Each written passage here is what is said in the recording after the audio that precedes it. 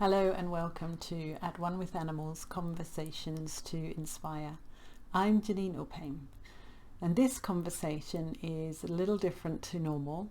My guest today is Gaye Mack, and she is an evolutionary astrologer and a Bach flower remedy specialist. She has written a book combining these two, and that is what our discussion is about today. The reason I was inspired to talk with Gaye in this way is that I am studying evolutionary astrology and have been using the Bach flower remedies for myself as well as my animals for about 20 years. And I've been on a spiritual path for about that same time.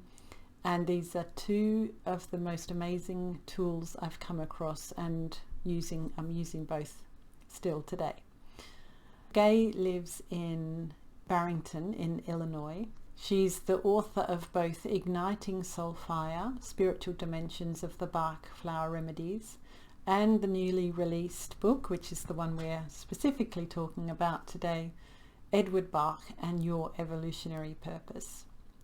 Her interest in the study of astrology spans more than 40 years, and Gaye holds an advanced level certification from Forrest's Evolutionary Astrology Apprenticeship Program. She's also studied with the London-based Faculty of Astrological Studies, among other well-known astrology schools. Gaye's deep interest in esoteric philosophies, cultural and spiritual traditions in medicine and self-discovery led to her undergraduate studies in psychology and sociology and a Master of Arts degree in integrated professional studies from DePaul University in Chicago. It was there that her work focused on holistic medicine and the application of integrative therapies for eating disorders and other emotional illnesses. While working and teaching in the field of alternative healing therapies, Gaye developed unique experience with flower remedies on both sides of the Atlantic. Her studies with several principal flower remedy practitioners and producers led to her inclusion in the early group of US practitioners listed on the Dr. Edward Bach Foundation's International Register of Practitioners.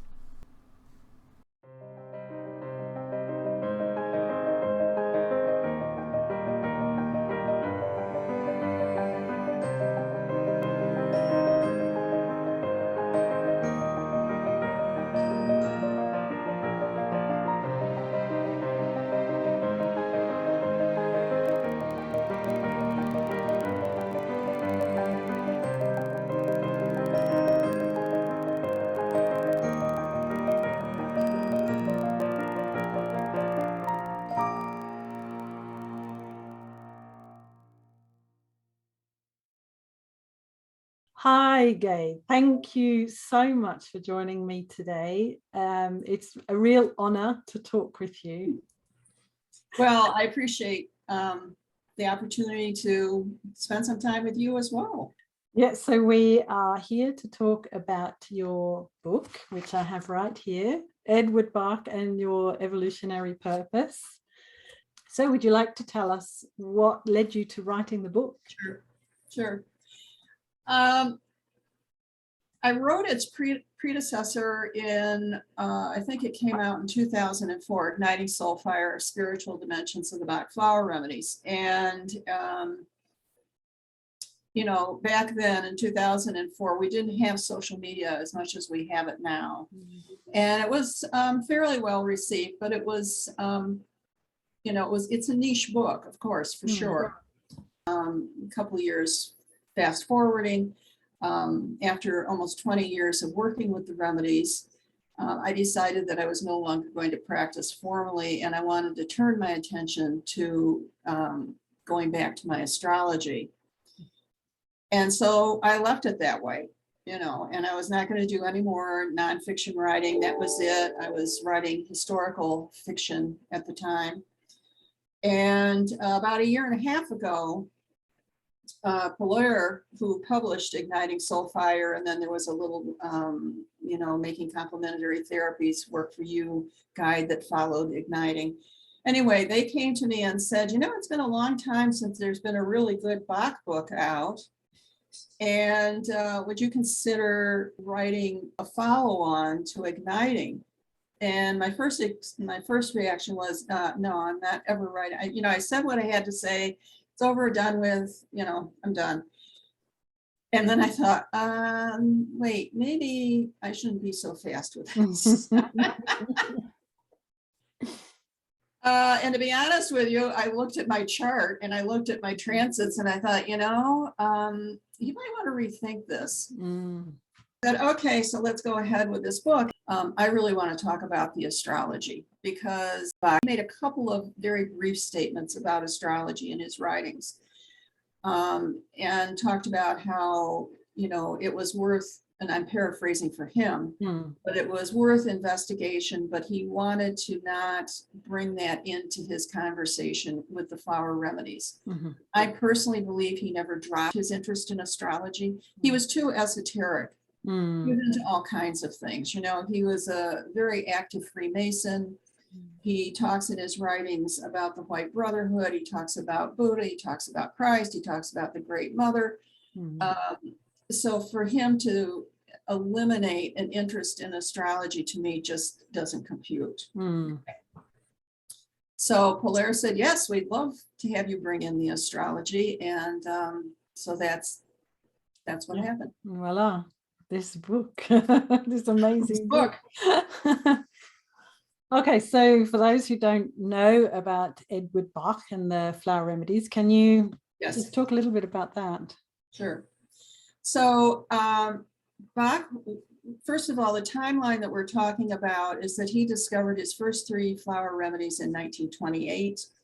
He left Orthodox medicine, which I'm going to talk about in a minute, but he left Orthodox medicine in 1930, and he died at the very early age of 50 in 1936, leaving us with what are known today as the 38 Bach flower remedies. So to back up, Bach was a very well-known, what we would say, traditional Orthodox physician in his time, especially during World War I. He was known for his research into bacteriology and immunology. He was practicing what we would know as traditional medicine. The other side of him was that he was highly, highly sensitive and very intuitive. And he became very disenchanted with the way that traditional medicine was not taking in consideration of us as a whole entity. And he was a very spiritual man as well. And so what he started realizing, and this was, he also practiced homeopathy. And for anybody that's familiar with homeopathy, you can see the direct connection between the remedies and the homeopathic philosophy, and, like cures like, and all of that, and energetic medicine for sure, what we would call vibrational medicine. So he started realizing, and all of this really was intuitive, is that the vibration of certain very specific flowers, their energy, had the ability to bring distressed emotions back into balance within us. And so he started experimenting with these flowers and preparing what we know as the remedies using homeopathic methodology. And he started trying them on a few of his patients. This is back in 1928, 29. And the results he got were way beyond his expectations. And he knew he just knew, gnosis. He just knew he was on the right track. And he left traditional medicine in 1930. He left London. He had a very large research lab in London. He had a private practice on Harley Street, which is where all the high-priced consultants are even today in London. And he went out into the countryside to what we know today as the Bach Center, which is about 20 minutes south to the city of Oxford. It's near a little larger town called Wallingford. And so that's where he did his work for the next 6 years. He thought that he was finished with his work in 1934. having discovered 19 remedies. I personally, as much as I have read about him over the years, I don't know what triggered him deciding that he wasn't finished with his work, but in 1 year, he then went on to discover what we know as the final 19 remedies. Mm. And with his statement that these functioned at a higher, more spiritual vibration than the original 19. But the original 19, which also includes what we know as the 12 healers, are very important because they're the groundwork. What did he believe the remedies actually do for a person? Can I read something out of the book? A quote of his? Yeah. So this is his view on that. We carry a spark of the divine. That within us resides a vital and immortal principle. And the more that spark of divinity shines within us, the more our lives radiate its sympathy, its compassion, and its love. The more we are beloved by our fellow man. From time immemorial, man has looked at two great sources for healing, to his maker and to the herbs of the field, which his maker has placed for the relief of those who suffer. Yet one truth has mostly been forgotten, that those herbs of the field placed for healing, by comforting, by soothing, by relieving our cares, our anxieties, bringing us nearer to the divinity within. And it is that increase of the divinity within that heals us. So his whole premise was for us to get back to connecting to the divine within each of us. And that's what the remedies do by balancing out distressed emotional states. You know, he talks about, hospitals of the future being places of joy and full of light, and certainly not what we have today. It's certainly not with what we're dealing with now, but yeah.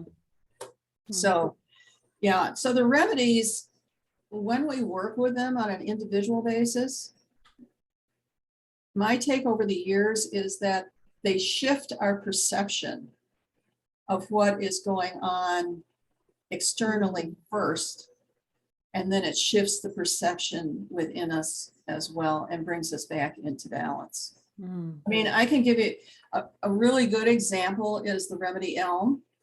Elm for overwhelmed, and of course today, so, everybody is overwhelmed. You just have the normal, getting overwhelmed with life. And now we have, of course, the pandemic, which is just, devastated so many people on so many levels.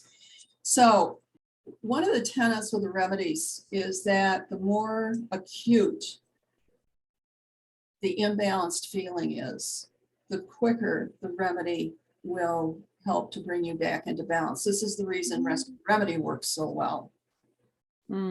Because usually people are taking rescue when they are, really frazzled or frightened or, angry or whatever.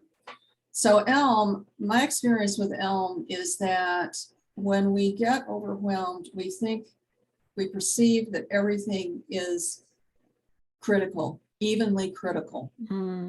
And we have to solve everything in that moment all at the same time. What elm does is helps us, in my view, helps us step back to get a different perspective, to be able to see that not everything is critical at the same time. It allows us to prioritize. It allows us to delegate depending on what the situation is. It really allows us to just calm down, and to recognize that everything isn't on fire. Okay. Yeah. There's no fire. No. And my experience of elm is when I'm in that overwhelmed state, doesn't matter how many things I've got to do, it's like I can't do any of them because I'm in that state. Yeah. And so I don't even need to consciously prioritize after I've taken elm, and it is almost immediate. Like it will be the same day. I can go from panic to I just get on with things and they get done. quite Yeah. quickly. Yeah. So I think that's a really good way of putting it, is that it really helps you get on with things Yeah. in a more realistic, Mm. from a realistic perspective. Mm. Yeah. Can you just talk briefly about how the remedies can help, like, physical diseases? Well, first of all, I mean, the way that we're taught as practitioners is that the remedies are not there to specifically address the physical body. With the exception, he did talk about impatience. I couldn't call that up exactly how he talked about impatience. If you have irritation in the body, and certainly with crabapple, there's this whole thing about, being very distressed about physical imperfections. Let's say that you are you're going for a physical exam and you haven't been feeling well, and you're really anxious about, we're in that realm where there is so much external information. I mean, just look at the internet. If you read every single, posting, you would think that every possible disease is residing in your body. So people do get anxious when they're going for their annual physical or they're going for a checkup. And I think that the remedies can really help calm that anxiety and not let the mind get out of control with all these things are wrong with me, and I'm going to get a horrible diagnosis, and have to have awful treatment, and because the mind, and Bach talked about this, how the mind can really get out of control. The mind, well, you both know, being Geminis, that the mind wants to be in control. And it's kind of like the sun in a chart. And I know that you study with Maurice Fernandez. I study with Stephen Forrest. They have some differing views on, as astrologers do. Yeah. But Stephen talks about how the sun, even though it's the loudest voice in the chart, needs to, I always put it to a client, the sun needs to learn to play in the sandbox with everybody else. Stephen will say the sun can't hog the chart. And you and I both know that there are certain signs, sun signs, that want to hog the chart. And it can't. It's not supposed to. So, that's very much like the mind. The mind wants to hog, the body wants to hog all our thought processes. And so I think that, certain remedies, rescue remedy, white chestnut, which is that obsessive mental mouse wheel stuff that gets going, chew, it's very similar to Virgo, snip, snip, snip, all that crazy making stuff. So I think that's, so I think from a, not that they address the physical, but I think that they can help ameliorate the emotional anxiety that comes with, whatever we're dealing with on a physical basis. Or let's say if you've had a diagnosis that is concerning, one of my other favorite remedies is gorse, because gorse is for loss of hope.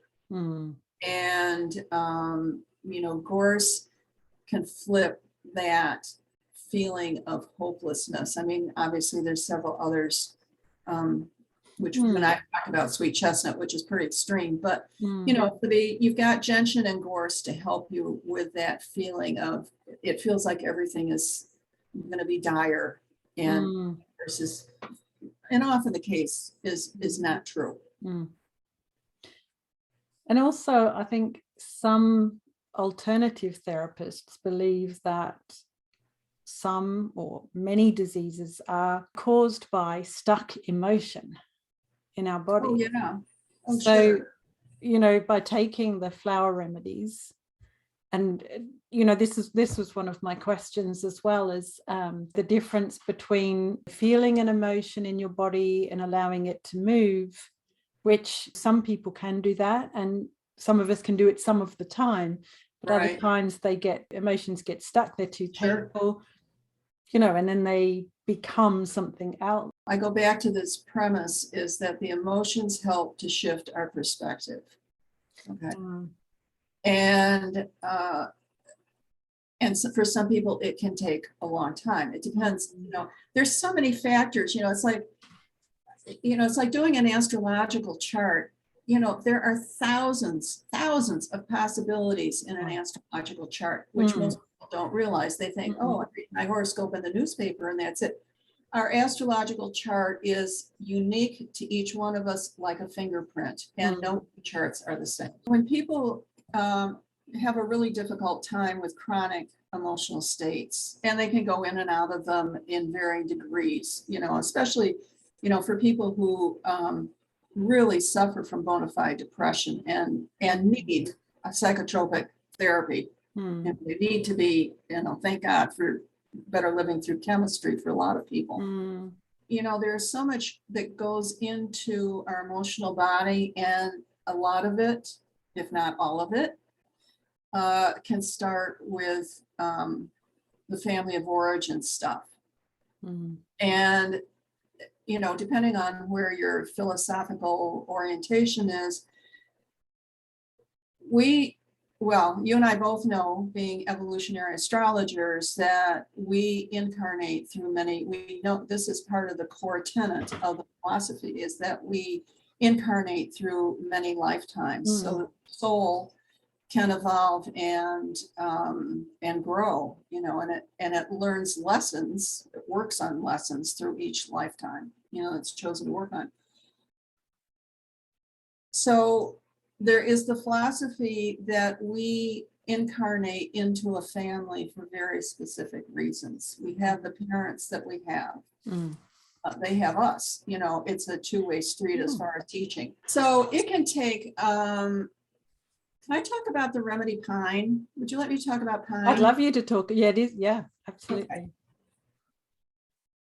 So when I was an active Bach practitioner, and the bulk of my practice were women, what I would find is that women would start talking. They'd come for their session and they'd start talking. And I honestly, I'm telling you, within a minute, maybe 90 seconds, just from what they were telling me, is I could tell that they were very much and had been in a pine state, a negative pine state, for a long time.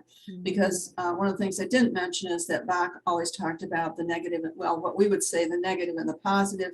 He was very Victorian in his language. He used words, hindrances and virtues, so that, you know, when you're in a really bad state, you're in the hindrance mode, and, you know, the remedy brings you towards virtue. Well, pine is very much about shame-based guilt. There's nothing like guilt, the gift that keeps on giving. And family dynamics do this. I would, you know, when I write, I talk about it in this book. I talked about pine again because it's such a deep, it gets entrenched in the bones almost, in the DNA almost. And it's that mouse wheel of never being enough, very much like Virgo, in the low expression of Virgo. I'm never going to be enough. I'm not perfect. And of course, when you're in a, you know, a cultural situation, especially if the culture is tied very strongly to a shame-based religious philosophy, or where you've got a lot of hypercriticism within the family dynamic. Pine takes a long time for people to move, and it has, of course, to do with self-esteem and self-acceptance. Very Saturn work. I think pine is very Saturn work. I recognize, you know, I have Saturn in Taurus in the 4th house. Oh, well, there. So I'm just gonna, you know, take a whole bottle of pine and just down it right here, right now. Yeah. Well, that's tough. I mean, you know, obviously you chose that, to work on it. Yeah, absolutely, yeah. But it's not easy. No. It's very interesting. I was on a student call with Forrest. I mean, he made a really interesting statement that I've never heard him make before. And I thought, wow, this really pretty much says it all. He said, everybody has a difficult chart. Said, even when you have a chart that's full of what you and I would call easy aspects, it's full of trines, it's full of sextiles, and it doesn't have, it might have like one square. He said, the instinct is to say, oh, this person is so lucky because, they don't have any oppositions or squares or, conjunctions or, you name it. He said, but think about being born into a position of royalty. And on the surface, you would think, oh, well, you've got people waiting on you, you've got all the money you need. What can be very difficult for them. And they have no choice. So Pine, one of my favorites. Well, thank you. That is very thorough. And I'm sure people who didn't know about the Bach flower remedies now feel that they've had a good description and now understanding of them. So perhaps now you could talk about the astrology side of it and link that in with the evolutionary. With evolutionary astrology, which is a specialty of Western astrology for people who are, this is a new term for them. Astrology worldwide has so many manifestations. You've got Jyotish out of India. You have Chinese astrology. You've got the astrology that goes back to the Persians. You've got horary astrology, financial astrology, medical astrology. It's a smorgasbord, really. So evolutionary astrology, as we both know, is a specialty of Western. And the key to it, as I mentioned earlier, is that we've accepted the premise that we incarnate through many lifetimes and that we've had past lives. Obviously, there's no way that we can ever prove the details. But what we're looking at through the evolutionary lens is a piece of unfinished emotional karma that was left hanging. It was a piece of unfinished business. And that, in my view, we have, because it shows up in the chart, and we have come along far enough in our evolution in this lifetime to review it and deal with it. Now, that said, evolutionary astrology is not, yes, we say it's predictive, but it's not something, we're not talking about destiny or fate. We always have the freedom of choice. Here's what's on the table. We look at the natal chart as the soul's blueprint for this lifetime. This is the plan. But it's up to you what you want to do with it as challenges come along, and how do we want to deal with it. And it is a lifetime's worth of work. It's not an overnight process. So in the chart, there are two symbols that are very important in evolutionary astrology, and they're what we call the nodes of the moon. It has to do with the moon's orbit at the time we were born. And there's a north and south. And in the south, this represents who we were in this prior life that has come up for review, and of course, aspects to it. And what we're going towards, the pathway is towards the north. It is the healing medicine for us and the aspects that support it and also are a challenge as well. And around that, at least in my training with Stephen Forrest, is that we construct a metaphorical story, which there are thousands of versions for just one chart. But what's interesting, what I have found with my clients, because I always do the karma at the end, and the footprints of the past are always all over the chart. And what happens, or at least in my work, is that one or two major themes keep showing up over and over as I start pulling the chart apart. And it's, what I say to clients, it's not like I don't have anything else to talk about with the 1,700 variables that are, bang right off the top. But clearly, your soul is trying to get this across to you because it wouldn't keep repeating if this weren't the case.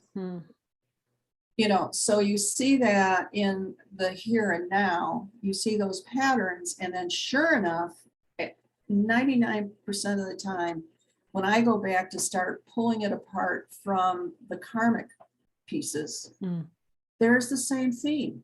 It's not meant as a criticism. No. It's the purpose is to help you see, where there were missteps so that you don't repeat it. You don't repeat that South Node story again, at least the emotions. And sometimes you were a victim. Sometimes you were the perpetrator. Sometimes you were in a situation where you had no choice at all, like we were just talking about being in royalty, or you were forced into an arranged marriage, or you were sold as a slave. You had no choice. And the emotions tied to those situations you have carried forward, whether it's fear, whether it's anger, rage, self-deprecation, the list is endless. And that emotion is with you, or emotions are with you in this lifetime, but through different circumstances. So in the book I talk, first of all, this was not written as a astrology book. It was written to try and marry three very distinct systems. The Bach system, I talk a bit about the chakra system, and very much about this nodal story, and the moon, how important your moon is in your chart. And it's interesting because for the few comments that Bach made about astrology in his writings, he does talk about how important the moon is in one's chart. But then he also says, you don't really need to pay attention to anything else. Well, no, yes, you do. Yeah. Sorry. Yeah. You do. So in the book, I talk about the different moon signs and, try and kind of between the lines, point out the low expressions of those energies, of those lunar energies, and also the high expressions. What is the moon is our heart. What did we come in to learn from an evolutionary perspective emotionally? And then with that, some suggestions as far as remedies to help along with that. And then there's several chapters that deal with this nodal issue, this karmic issue. And again, with some remedy suggestions. Now, it's a suggestion. And part of your process, your learning process, is you working with the remedies and intuitively and with awareness, discover what works for you. And one of the reasons that I also suggest for my clients, and even my specifically my astrology clients, is to journal. Because you'll be surprised what shows up when you journal. So if people know both systems, then they can add in aspects and that sort of thing. Of course they can.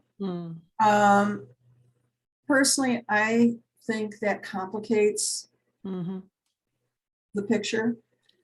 Bach himself said this is a simple system. He wanted to keep things simple, which is another reason I think that he did not bring in the astrology, publicly. Of course you can.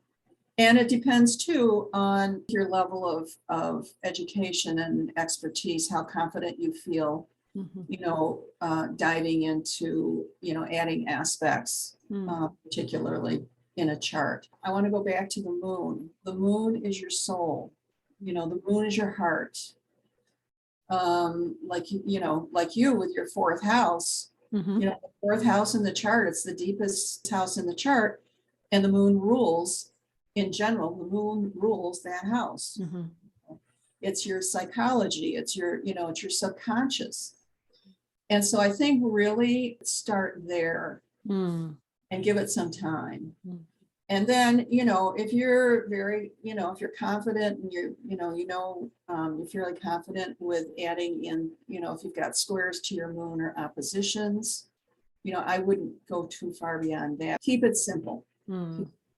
Because the systems, both of them are very complicated. Yes, the Bach system, he meant it to be simple. He meant people for, making their own remedies from their gardens and whatever. But psychology isn't simple. And both of these systems are based on psychology. If you get down to the rock bottom, you know, the pathways are different, but at the end of the day, you're working with people's emotions and their psychology. Yeah. Evolutionary astrology is psychological, and so are the remedies. In my perspective is, you know, listen to what's going on with your reading, with your astrological reading. Pay attention to your emotions, connect with what's coming up for you in that, and then go to your remedies. Don't try and connect them to what's going on in the, you know, specifically what's going on in the chart. Listen to what your body is telling you. Listen to, you know, your heart is telling you.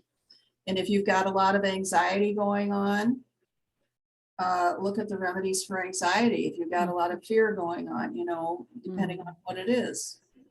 So if someone reads the book, you've got lists of references. So, and people can find out how to buy the remedies themselves and how to put them together, that sort of thing. Yeah. I have a whole section for the reading, and there are a lot of really good books out there that talk about, you know, the mechanics of making yourself a formula with the remedies. I mean, the standard limit in a formula is not more than 7. You know, whether you're doing a single remedy or a combo, you know, 4 drops 4 times a day. It's pretty straightforward. It's very simple. They can also go to Julian Barnard's site, which Julian puts out healing herbs. His site is healingherbs.co.uk.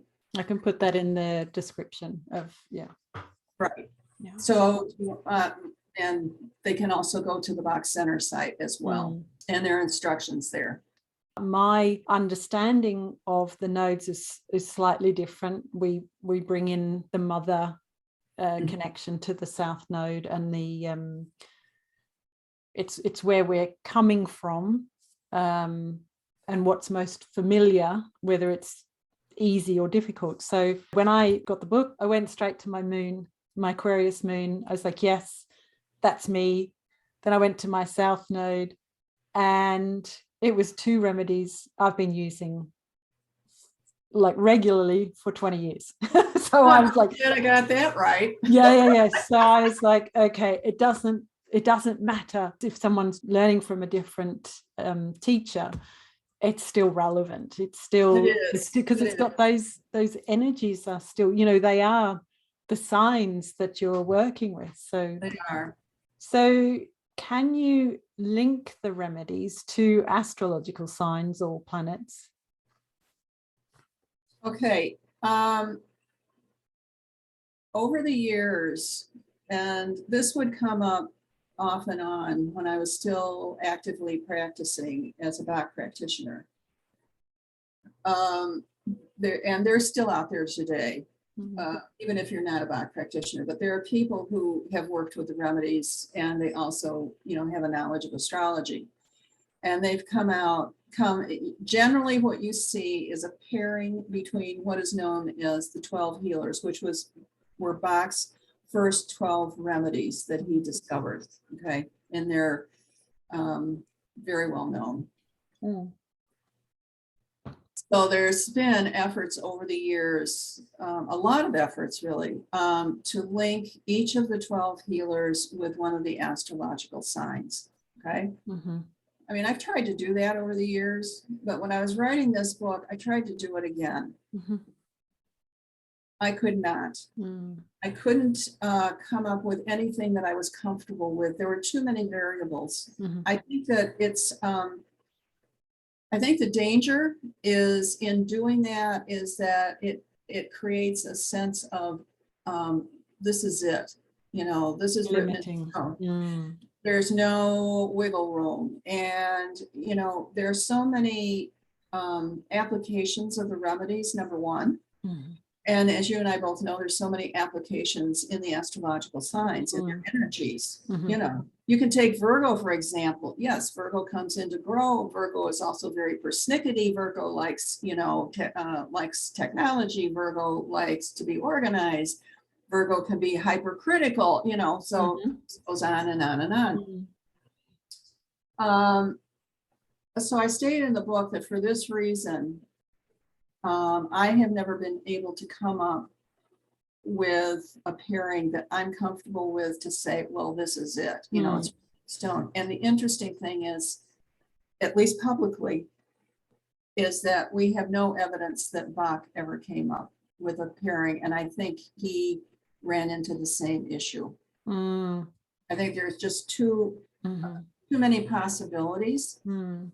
So personally, no, I have not been able to match.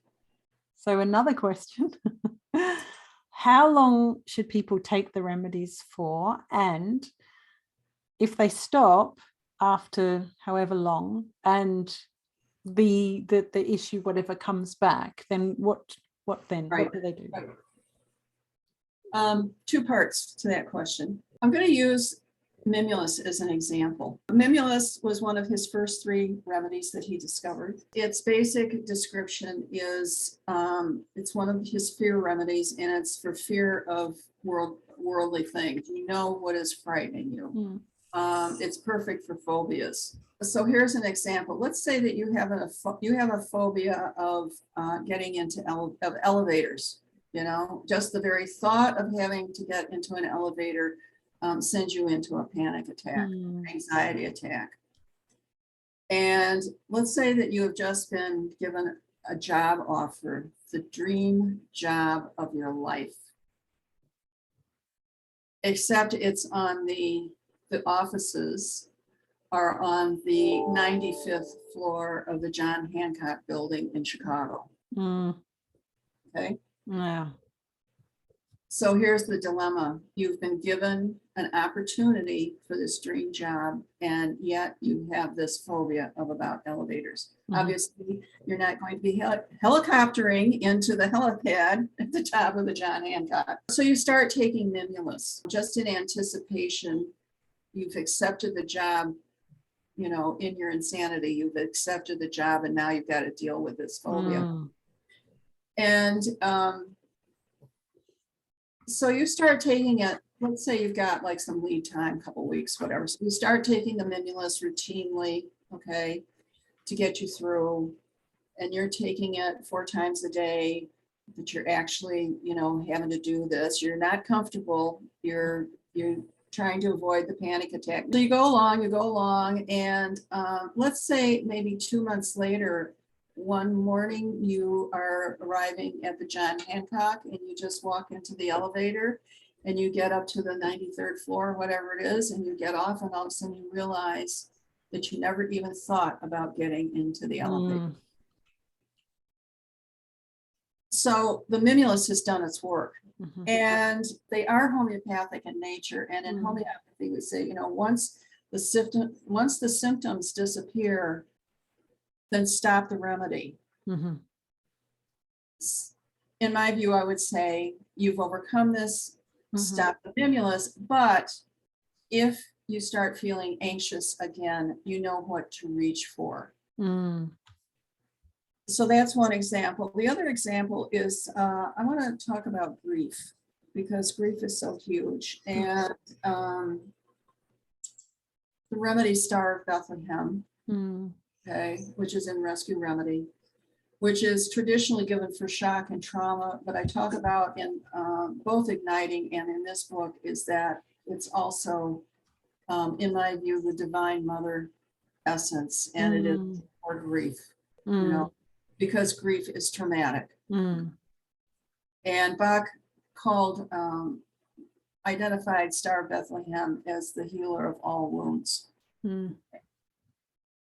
So we know that grief comes in waves. It comes and goes. It's, you know, pretty intense at the onset, and then, you know, as we start dealing with grief, or the loss, I should say, the grief can, you know, start abating a little bit, and then all of a sudden it'll come back like a wave over you.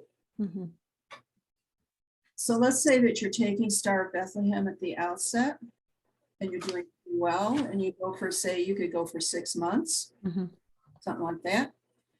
And then all of a sudden something happens that triggers you, and that grief just reach for the Star of Bethlehem and take it for as long as you need to get through that passage. Because it's like we talk about, it's the peeling of the onion. Yeah. And so the top level has peeled off. And it's kind of like transits, the long transits.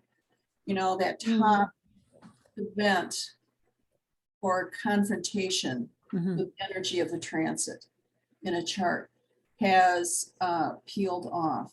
And so you can take a breath. It's like when the planet goes retrograde, it backs off.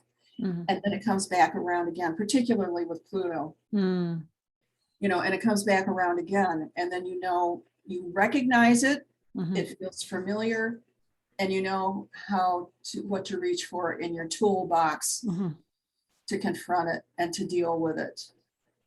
And so that, and then then it backs up. And anyway, like that. So what's the difference then between having the like a stock bottle and making up a bottle for yourself with different, I mean, the way you were talking about Star of Bethlehem, then I thought that's the kind of thing that you would use the stock bottle, you would just have it neat. But then if it was something, maybe in the beginning, you would have made your own bottle with several different. You can do either. Basically, it's about economy. Yeah. I mean, let's get down to the bottom line. These are not, inexpensive. So it's basically about economy. And even myself, if I feel, if you've got a moment, let's say with the elm, you've got a day where you're feeling overwhelmed, and it lasts like maybe a couple hours, then, reach for your stock bottle. If it's ongoing, for heaven's sakes, make a formula bottle, because it will stretch that stock bottle economically, and if you want to add more remedies, I mean, a lot of times I'll just, depending on what's happening, I'll make a stock bottle of the elm, if this is like going to go on for a couple weeks. Yeah. Because you can go through that stock bottle very quickly, and they aren't inexpensive. They just aren't. And so I would say it's basically economy. And if you're having more than one remedy, obviously convenience, instead of carrying around 3 or 4, rattling as you. Yeah, exactly. Yeah. So one last question. So someone buys the book and then they look at the South Node and they start with those remedies that you recommend for the South Node. But then some of the things you've talked about now, elm, mimulus, pine, they might also recognize some of those aspects. So can they have 2 bottles that they make up themselves, and perhaps one take like the South Node for 6 weeks and then just have the other one and add that in when and if they need it? Convention says that not more than 7 remedies. Yeah. Because, the body can get confused, and you get confused. If you've got something like 12 remedies going, how are you even going to know? I think, it's hard to focus, right? I don't know. You could try it. If you were within the 7, if you just if you have you could 3 in one and 3 in the other. If you don't need a remedy, it's not going to hurt you. The only thing you've done is waste remedy. Yeah. So, because they're so gentle. Because they're so gentle. Yeah. And let me just say, especially because you're an animal whisperer, convention says that children and animals respond more quickly to remedies than adults, because they haven't had a lifetime of building up the emotional armor that we do as adults. And especially animals. I mean, I know, I see stuff online all the time about, the remedies working with animals. Given mine their South Node remedies. Oh yeah. My husband too. Here's your South Node remedy. But it's interesting. So often, and it's probably like this with children as well, but so often the animals, they're actually expressing especially the unwanted behavior, it's often expressing something from us. Well, sure, because we're mirrors. of Yeah, each yeah. other. And animals are so, I don't have to, you know better than me how sensitive they are, and how they pick up our emotions, and especially when people aren't, what I notice the most is like when people aren't feeling well, they just pick that up. Yeah. It's just fascinating. And that's a good one for the guardian of the animal to take pine, because as soon as you realize that, you're going to start feeling guilty. Yeah, exactly. Yeah. If people are using a remedy and it doesn't work, it's really hard for us to be objective about ourselves. So one of the reasons that I'm such a big proponent of journaling is because what comes up is a stream of unconsciousness, I would say, into the consciousness. And, a lot of times it's stuff that we don't, we have selectively decided we don't want to pay attention to. I worked with a lot of psychotherapists. I trained them. I trained some psychiatrists because the remedies work very well with psychotherapy. Anyway, so I was actually I was in graduate school. I was getting ready to do my thesis on eating disorders. And, there are no accidents ever. And I was giving an evening presentation in Chicago on the remedies. I finished the presentation, the talk, and there was a woman who came up to me and she introduced herself and she said, "I'm a nurse." And she said, "I am so fascinated with the remedies, and I'm wondering if you would be interested in training me." And I said, "Oh, sure, I would." I said, "So, where do you work?" And she said, "Actually, I work on the eating disorder unit at Highland Park Hospital." So she had this client who also was a nurse, who worked part-time, who had 2 children under the age of 5, was pregnant with the 3rd, and the husband traveled all the time. Well, obviously not all the time, but was a lot. Yeah. And so she was overloaded and overwhelmed with these kids and her job, and she used food, as she was a bulimic. And so we tried several remedy formulas, and she seemed to be shifting a little bit, but not as much as I really wanted her to, or was hoping for her to shift. And so finally, we had been working with this woman probably about a month and a half, maybe 6 weeks. And so finally, I said to my colleague, I said, "You know what?" I said, "When is she coming in again?" She said, "Well, she's coming in on Thursday." We were talking like on Monday. And I said, "Get rid of the formula we've been working with." I said, "I want you to make her a bottle of willow." Willow is for smoldering anger. One of its characteristics. Because I sensed that she, the situation she was in, there had to be resentment there. He was never home. She had these kids. She's, trying to put food on the table. So she was seeing a client on Friday, I think, or Thursday, something like that. Anyway, so she made her bottle full of willow. Psychotherapist calls me on Monday and said, "You're not going to believe this." And I said, "What?" She said, "She called me last night, Sunday night. She was in hysterics, sobbing that she realized she had been setting herself up for self-sabotage." Wow. What a realization. That was the willow. I said, "Well, yep, that was the willow." Amazing. So that's how they can, it's not, she wasn't aware that, oh, it's because I'm taking willow. But she became aware of her own participation in her outcome. That's amazing. And that's the power that they have, isn't it? Yeah. And how they're so good for, especially focusing on evolution, on our soul evolution. Right. Because that's a leap in evolution there, isn't it? Huge. I mean, that was huge for her. Oh, You yeah. know, Yeah. yeah. Amazing. Oh, yeah, they're just incredible.